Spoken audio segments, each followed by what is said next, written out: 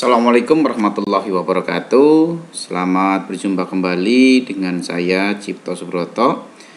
Kali ini saya akan menjelaskan tentang rancangan aktivitas tutorial untuk mata kuliah akuntansi biaya Prodi Manajemen dengan kode mata kuliah EKMA 4315. Teman-teman mahasiswa UT dimanapun Anda berada, terima kasih. Untuk tutorial ini saya buat untuk membantu teman-teman yang di daerah yang mungkin sulit sinyal, sehingga pembelajaran tutorial web mungkin tidak bisa berjalan dengan lancar. Oleh karena itu kami bantu dengan video ini, bahwa capaian pembelajaran dan deskripsi mata kuliah akuntansi biaya, harapannya bahwa nanti teman-teman mahasiswa UT setelah mempelajari mata kuliah ini bisa mampu melakukan pencatatan akuntansi yang dimulai dari input sampai dengan output, ya,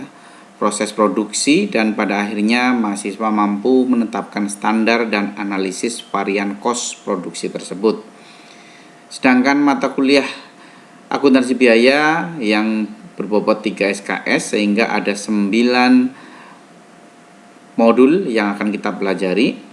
Semuanya mengandung materi yang membahas hal-hal penting mengenai pengetahuan akuntansi cost sebagai pengantar bahan baku dan tenaga kerja. Kemudian juga dipelajari mengenai bagaimana menghitung cost overhead pabrik, kemudian job order, sistem cost, dan penerapan standar serta analisis variansi.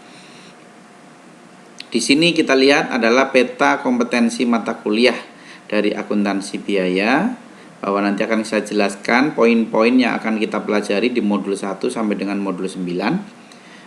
Dimulai dari modul 1, harapannya nanti teman-teman setelah mempelajari ini bisa menjelaskan hubungan antara akuntansi cost dengan akuntansi keuangan dan manajemen, memahami struktur organisasi perusahaan pemanufakturan.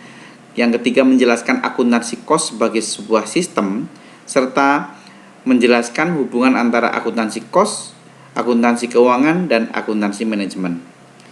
Tentunya juga akan lebih tahu paham pengertian cost, berbagai klasifikasi cost berdasarkan berbagai jenis, serta aliran cost pada perusahaan pemanufakturan. Dan terakhir di modul 1 kita harapannya bisa mampu menyusun laporan cost produksi dan laporan laba rugi perusahaan pemanufakturan. Dilanjut di modul kedua, mahasiswa diharapkan membedakan bahan baku dan bahan penolong, serta mengidentifikasi komponen-komponen cost pemerolehan atau acquiring bahan. Dan dilanjutkan dengan paham tentang prosedur pengendalian umum yang digunakan membantu manajemen menjaga kos sediaan pada tingkat minimum, menghitung jumlah sediaan yang optimal, mengukur produktivitas karyawan, dan akuntansi tenaga kerja. Di modul 3 teman-teman akan diberikan pemahaman tentang pemisahan overhead pabrik yang bersifat variabel dan tetap pada overhead pabrik campuran atau mix dengan menggunakan beberapa metode. Kemudian juga bisa menghitung tarif overhead pabrik, mengaplikasikan overhead pabrik, serta menyelesaikan overhead pabrik yang diaplikasikan lebih atau kurang. Di modul keempat, teman-teman akan belajar tentang konsep departementalisasi dan juga membedakan departemen produksi dan pendukung, serta juga bisa paham dan memberikan contoh cost departemen langsung dan tidak langsung. Harapannya juga akan mampu untuk menghitung alokasi overhead pabrik, mengakumulasikan cost overhead departemen aktual, serta melakukan jurnal alokasi cost tak langsung atau overhead departemen pendukung ke departemen produksi.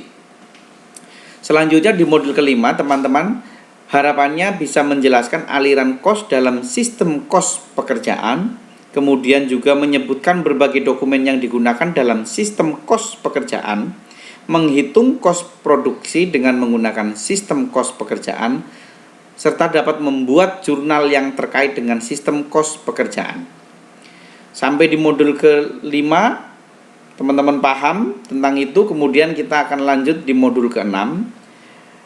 Harapannya teman-teman bisa paham definisi sistem cost proses, tujuan dan karakteristiknya, serta tahu perbedaan antara sistem cost pekerjaan, order, dan sistem cost proses, serta menjelaskan konsep unit equivalent, dan tentunya disertai dengan kemampuan menghitung cost produksi. Itu di modul ke-6. Kemudian di modul ke-7, teman-teman mahasiswa tetap fokus harapannya untuk bisa mempelajari tentang pengaruh penambahan bahan baku setelah departemen pertama, kemudian menyusun laporan cost produksi dengan penambahan bahan baku, kemudian menyusun laporan cost produksi dengan metode rata-rata dan FIFO.